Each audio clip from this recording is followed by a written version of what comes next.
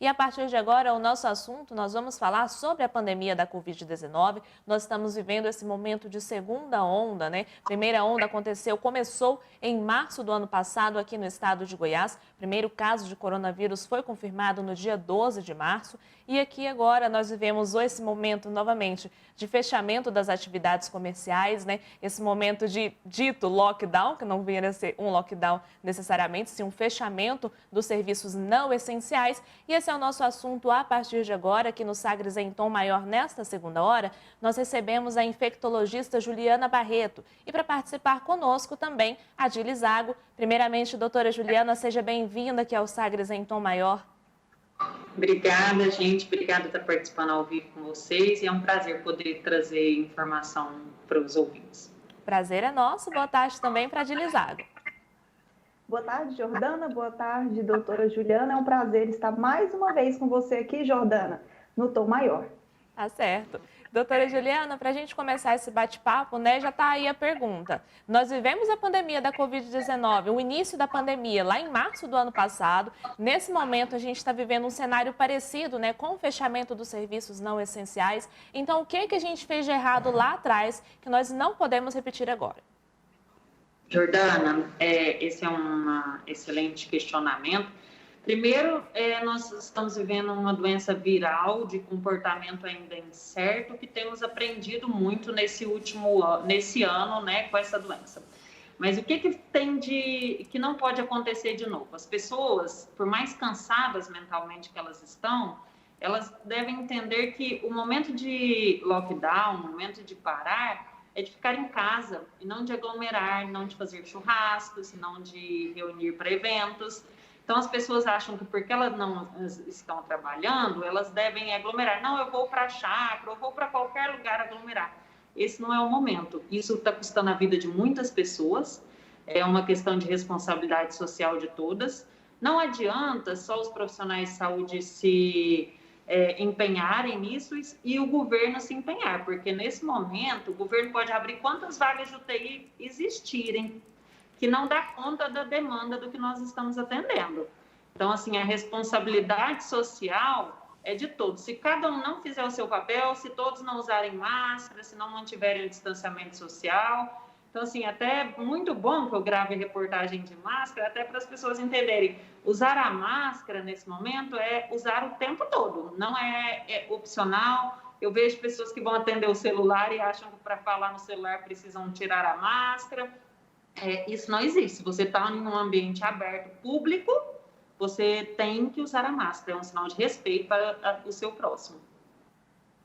Doutora Juliana, e antes da gente entrar no ar, você estava até comentando, né, que infectologista nesse período não para de trabalhar, né? Como que está a movimentação no consultório? Existe uma movimentação maior de pacientes mais jovens, que no início da pandemia os pacientes geralmente eram pessoas mais velhas, né? Agora são pacientes mais jovens, doutora?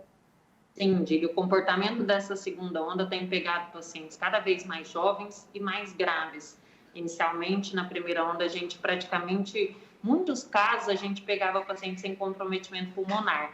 Hoje, ainda mais sendo especialista, eu praticamente não atendo mais pacientes sem comprometimento pulmonar. Os meus pacientes têm tendência a ser mais graves, senão eles geralmente passaram por um clínico. Então, hoje eu atendo pacientes principalmente dos 30 aos 50 anos, muitos evoluindo com complicações pulmonares graves, rápidas, ainda na fase viral, principalmente por uso de automedicação. Os pacientes têm se automedicado. É um recado, inclusive, que eu dou para toda a população. As pessoas, meu vizinho usou, meu tio usou, meu parente usou, cada ser humano é individualizado, então a sua conduta não é igual à do seu vizinho. O que mais precoce você pode fazer é qualquer sintoma gripal, lembrando que a Covid-19 é uma gripe, então os sintomas são de gripe. Você deve procurar um atendimento médico. Hoje eu tive uma pergunta, até foi em uma outra entrevista, como que diferencia uma dengue da Covid-19? Pelos sintomas não é possível diferenciar, a gente vai diferenciar pelo exame mesmo, porque os sintomas também são semelhantes. Então, se você está com qualquer sintoma, como febre, cansaço, dor no corpo, dor de cabeça, coriza nasal, nariz obstruído, diarreia, isso pode sim ser Covid-19, você deve procurar um atendimento médico para ser medicado e tratado corretamente. Doutora, a gente falou sobre essa questão de automedicação, né, também desse tratamento precoce da doença, né? É muito comum a gente ouvir falar que as pessoas, eu estou tomando ivermectina desde sempre, desde que começou a pandemia, até hoje eu não peguei por causa disso. Então, eu queria que você fizesse esse alerta mesmo para a gente. E também, falando dos pacientes, né, que são mais novos agora, né, são pessoas de, assim, até menos de 50 anos, chegam até 30 anos, que estão tendo sintomas mais graves, complicações mais graves da pandemia da Covid-19. Isso teria a ver com alguma baixa da imunidade por causa dessa automedicação? Não, isso tem a ver com o fato disso que os jovens estão aglomerando mais, esse é o principal motivo da aglomeração, porque as pessoas mais jovens simplesmente baixaram o cuidado, achando que não iriam ficar graves, então isso tem a ver com isso, e tem a ver também com essa segunda cepa, com essa segunda onda, que tem novas cepas, principalmente a cepa inglesa e a cepa também que a gente diagnosticou em Manaus, que já está proliferando comunitariamente em todo o Brasil. São cepas mais infectivas, ou seja, com maior poder de disseminação, mas também mais agressivas. Embora ainda não tenha uma comprovação científica disso, a gente pode notar claramente nos hospitais lotados em casos muito mais graves. Eu que atendi pacientes desde o início, então tem essa comparação aí bem efetiva. E quanto à pergunta que você fez, eu estou tomando ivermectina, estou tomando isso, estou tomando aquilo desde o início e não peguei ainda. Essa já é até uma exceção que eu ouço, porque o que eu ouço é eu tomando tudo e peguei. Então, essa é a verdade. Se isso protegesse, por qual motivo nós, especialistas, não daríamos para toda a população, colocaríamos na água do mundo para poder todo mundo tomar e não pegar essa doença que está devastando o mundo, né? E nós, profissionais de saúde, estamos esgotados, essa é uma realidade, porque, como eu disse no começo da reportagem, agora a gente trabalha incessantemente, sem descanso. Então, a gente pede a colaboração da população, porque se a população não parar de aglomerar, muitas pessoas ainda vão morrer. Não tem medida governamental a ser feita. Então, nesse momento, o lockdown não é uma opção, é uma obrigatoriedade. Nós precisamos reduzir o número de contaminações, porque hoje no nosso estado, independente de condição financeira, se você precisar de uma vaga de enfermaria ou de UTI para ser internado, você não terá. Então, não é pública, não é privada, nem particular, nem por plano de saúde, nem público. Não tem vaga no nosso estado. Então, as pessoas têm que ter essa consciência que esse é um momento que, se você quiser ajudar a sua família, a sua vida e a vida dos outros, você precisa ficar em casa sem aglomerar. Doutora, e quando a gente fala que essa nova variante, né, que está já rodando Goiás, quando a gente fala que ela é mais agressiva, o contágio dela é maior, isso significa que a gente deve redobrar os nossos cuidados? Tem alguma coisa a mais que a gente deve fazer? O que isso significa? Isso significa que se eu chegar mais próximo... As pessoas não devem tirar a máscara hora nenhuma, devem sair de casa só se elas precisarem, ou seja, para o trabalho, igual eu tenho que vir todos os dias. Então, eu venho e daqui vou para minha casa e passo no máximo em atividades essenciais. O que são atividades essenciais? Se eu estiver doente, eu vou na farmácia comprar um remédio, eu compro uma comida. Isso são atividades essenciais. O restante realmente não são consideradas atividades essenciais. Então, o distanciamento social de 1,5 m, eu entendo o lado emocional das pessoas de quererem abraçar, de querer pegar, de querer reclamar ou de querer qualquer outra coisa de proximidade. Esse não é o momento. Infelizmente, a saúde mental da população está debilitada, sim. Estamos todos cansados, mas é um momento que foi chegada a vacina, então há de se ter paciência para que todos possam ser vacinados. E após 80% da população ser vacinada, estimadamente, mesmo com cepas virais já diferentes em circulação, a gente consegue começar a fazer no país e no mundo uma situação que a gente chama na comunidade científica de imunidade de rebanho. Uma vez que a gente consegue fazer isso, a gente diminui muito a contaminação e diminui muitos casos graves. E, diante disso, a gente consegue transformar essa doença de uma pandemia, que pandemia, pela definição, é uma epidemia em todo o mundo, em uma endemia. O que é isso? Uma endemia é uma doença que circula nos nossos meios sem causar tantos estragos. A exemplo, a dengue, a exemplo, uma virose como a influenza, que é uma gripe por influenza, que a gente vacina todo ano.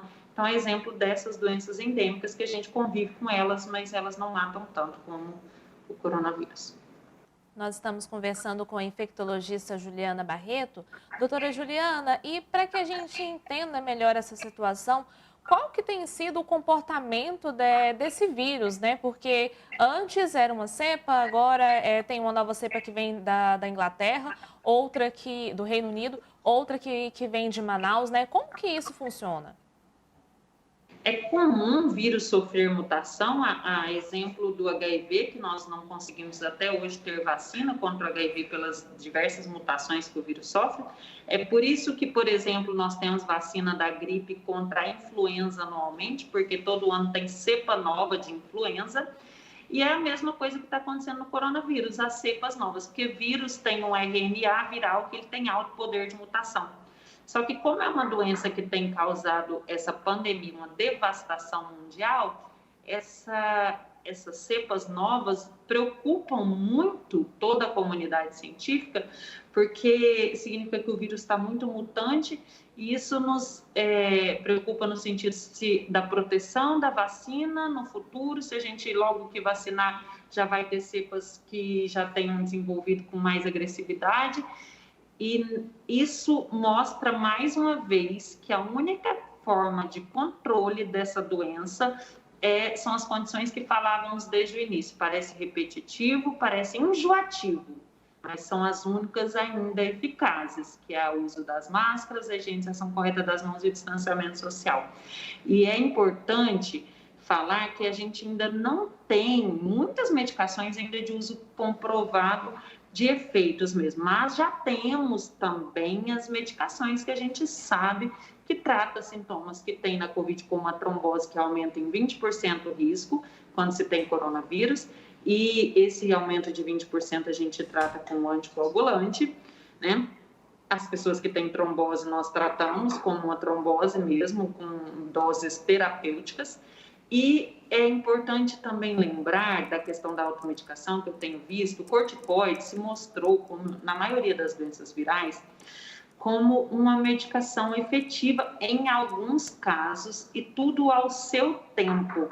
Tem pessoas, desde o início da doença, fazendo a automedicação, iniciando o uso da corticoterapia, porque a gente sabidamente conhece que prolifera o vírus no pulmão, aumenta o tempo de carga viral e aumenta a exposição do próprio pulmão.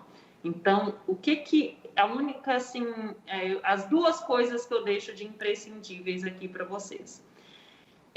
O tratamento precoce contra a Covid-19 é buscar um atendimento médico precoce, para que a pessoa avalie e possa te passar o melhor tratamento. E a segunda coisa que eu quero deixar a observação, para que você não perca a sua vida, para que você não perca a vida de seus familiares e para que nós possamos voltar a ter uma realidade em breve o mais normal possível, manter o distanciamento social, o uso das máscaras e a higienização correta das mãos. Essa é a medida mais eficaz, não é o uso da ivermectina, nem de qualquer coisa profilaticamente, porque nós já temos mais que comprovado que não tem medicação que previne a contaminação. Doutor, e qual que é o sentimento da categoria diante dessa pandemia? Você aparenta ser nova, né? Então, acho que você nunca viu algo dessa magnitude. A gente viu que a pandemia ela foi chegando devagar, de repente foi batendo recorde de mortes. Como que vocês, na linha de frente, se sentem diante disso? Eu realmente sou nova, mas já com tempo aí na carreira médica, já tenho 11 anos que eu sou médica, e Nunca pensei em passar por isso. Eu acredito que a gente passa por como se fosse uma segunda guerra, uma terceira guerra mundial, né? Matando igual nas guerras mundiais que a gente estudava na história no colégio. É uma doença devastadora, sofrida. A gente acompanha famílias, pessoas que estão perdendo a vida. A gente sofre junto. Cada paciente, embora a gente tente não expor esse sofrimento para a família, a gente se preocupa, a gente sofre. Como dizem, os meus primeiros cabelos brancos foram me dados pela pandemia, então são as marcas que eu particularmente vou levar para sempre, dentre todas as milhares de vidas que eu cuidei e que tenho cuidado. É um momento de emoção para a gente, no sentido de que podemos salvar muitas vidas, mas um momento de muita preocupação e desgaste da gente ver assim, que muitos ainda não estão entendendo a gravidade do que estamos vivendo. Parece que as pessoas muitas eu falo que parece que estão em outro planeta que não seja o que eu estou vivendo, porque eu vivo isso 24 horas por dia, eu respiro isso. E em muitos dias, assim, já há muito tempo, quem convive comigo sabe, por exemplo, hoje, agora, né, nós já estamos aí 4 horas da tarde, eu ainda não almocei. Isso tem sido minha rotina diária e isso tem sido assim todos os dias, na tentativa de salvar mais vidas. Mas a gente precisa da colaboração das pessoas, porque está falho essa parte. Doutora Juliana, e falando sobre não entender a gravidade da doença, a gente está nesse momento de vacinação dos públicos-alvos, né, de acordo com o Plano Nacional de Imunização, em especial também aquelas pessoas mais idosas, né, aqui em Goiânia, em Aparecida começou a se vacinar os maiores de 70 anos. Então, essas pessoas, elas têm acesso ao WhatsApp, então, consequentemente, elas têm acesso a fake news, acreditam muito naquilo que está nas redes sociais. Então, eu queria que você fizesse esse alerta, né, para a gente encerrar o nosso bate-papo, para a necessidade da vacinação. A vacina é a nossa única esperança de um futuro melhor sem uma pandemia. Então, assim, a pessoa que não adere à vacina, ela está tirando a única esperança que a gente tem do fim dessa pandemia. As vacinas são seguras, por isso foram aprovadas pela Anvisa, senão não teriam sido aprovadas. A dificuldade que nós temos hoje para chegar a vacina para todo mundo é porque nós temos uma dificuldade da produção do IFA. O IFA é a matéria-prima para a produção de qualquer vacina. Então, isso é uma dificuldade mundial pelo excesso de vacina que temos que produzir e pelo alto custo. É uma esperança de um mundo talvez sem máscara daqui a um tempo, um mundo talvez sem tantas mortes, um mundo talvez voltando a gente da notícia que não seja hoje bateu o recorde mais uma vez do maior número de mortes. Esse abre o jornal no outro dia, hoje bateu mais um recorde. E esse recorde tem sido batido há um ano. Eu espero que a gente comece a bater recordes de coisas melhores. E para isso, eu tenho certeza, como especialista da área, como uma pesquisadora da área, que só a vacina pode nos fazer isso. Nós conversamos com a infectologista Juliana Barreto aqui no Sagres em Tom Maior nessa segunda hora. Doutora Juliana, muito obrigada pela participação no Sagres em Tom Maior. Grande abraço para a senhora e o espaço está sempre aberto. Obrigada, fiquem com Deus, uma boa tarde. Amém, boa tarde para a senhora também. Boa tarde para a Dili Zago, né, conosco aqui no Sagres em Tom Maior. Grande abraço. Um abraço, Jordana, e eu quero deixar aqui os meus parabéns para o pessoal da linha de frente, né? Deixar o nosso reconhecimento como cidadãos que eles estão fazendo um excelente trabalho e estão aí na linha de frente, salvando vidas. Um abraço, Jordana, um abraço, doutora Juliana. Esta é de Lizago e também a doutora Juliana Barreto, médica infectologista, né, falando conosco sobre os riscos da pandemia da Covid-19, o que nós podemos fazer de diferente para que a gente possa passar por essa fase, né? E fica aí o destaque para a conscientização. conscientização que é necessário o uso de máscara, é necessário a higienização das mãos, é necessário, né, tomar a vacina. Você que está no plano de vacinação, você que está na lista das pessoas que devem ser vacinadas e está aí com a intenção de não se vacinar, não faça isso, se vacine, porque só vacinando 70% da população que a gente pode ficar mais tranquilo e pensar, como a doutora Juliana disse, no mundo futuramente, sem usar máscara, com mais tranquilidade do que nós estamos vivendo hoje. Essa entrevista na íntegra está disponível daqui a pouco lá no nosso canal no YouTube, youtube.com/sagrestv, e também no nosso site, o sagresonline.com.br.